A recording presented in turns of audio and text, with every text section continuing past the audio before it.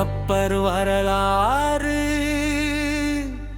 ஒத்தப்பி நாட்டு உடுப்பூர் மழைச்சாரலில் வேட்டுவர்கள் வாழ்ந்தார்கள்.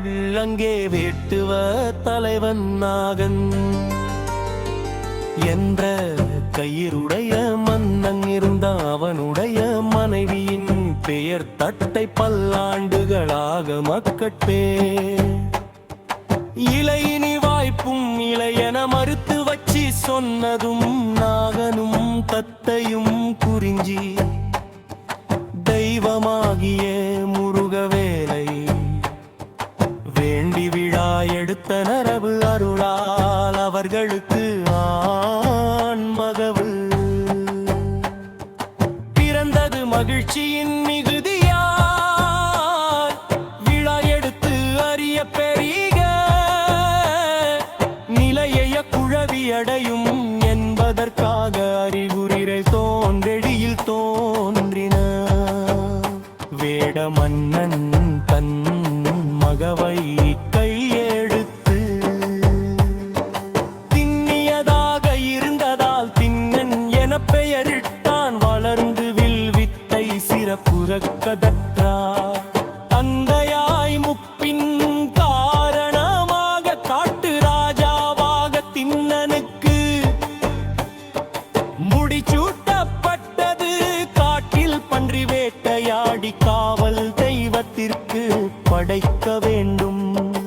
அப்படி வேட்டைக்கு செல்லும் போது ஒரு பன்றி வலையை அறுத்து கொண்டு சென்றது. அதை விரட்டி கொண்டு காலத்தி மலையை அடைந்தால் ஒரே தாகம் ஏற்பட்டம. தன்னுடைய காவலரை அழைத்து தண்ணீர் கொண்டு வா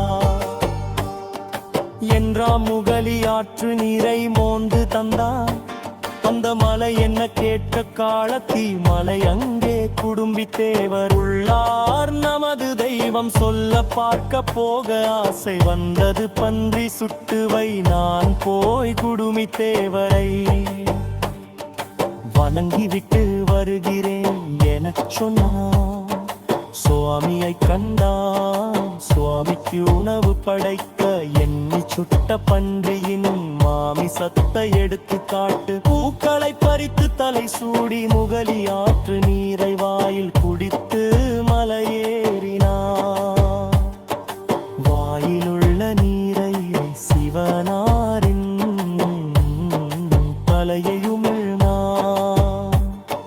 காட்டு பூவை போட்டு சுட்ட பன்றி மாமிசத்தை இறையவனுக்கு படைத்தான். அப்படிப்பட்ட சூழ்நிலையிலே அடுத்த நாள் காலையிலே அந்தணர் வந்து அதன் பீடத்தை பார்க்க அவருக்கு கையும் ஓடவில்லை காலும் ஓடவில்லை. இப்படி மாமிச துண்டுகள் சிதறி கிடக்கின்றன. அலங்கோலமாயிருக்கும் இறைவனை என்ன உன் சித்து என வினவியதை சுத்தம் செய்து மீண்டும் அங்கே நீர் முகர்ந்து பூச்சூடி இறைவனை வழிபட்டா.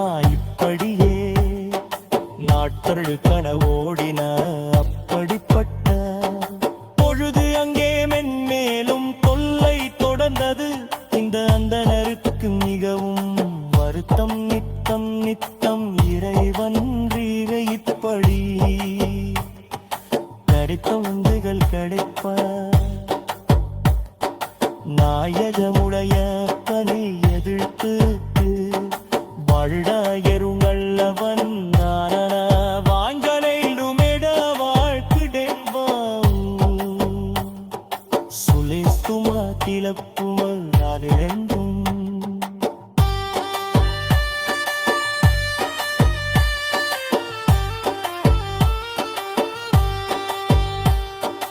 கொடுக்க வேண்டாமா நீர் என இறைவனிடம் என்னிடம் கேட்க வல்ல என்னன் கேட்க இறையானாலும்.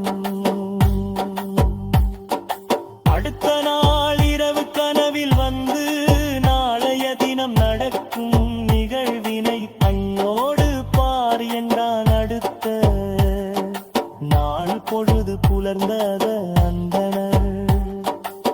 பிரிந்து நின்று வேடிக்கை பார்த்தான். அப்பொழுது அங்கு வந்த திண்ணன் பன்றி இறைச்சியும் தலையில் சூடிய காட்டுப் பூவையும் வாயிலே நீர் முகர்ந்து வந்த நிலையில் கண்டு அவன் சுத்தம் செய்ய நினைக்கும் பொழுது பகவானின்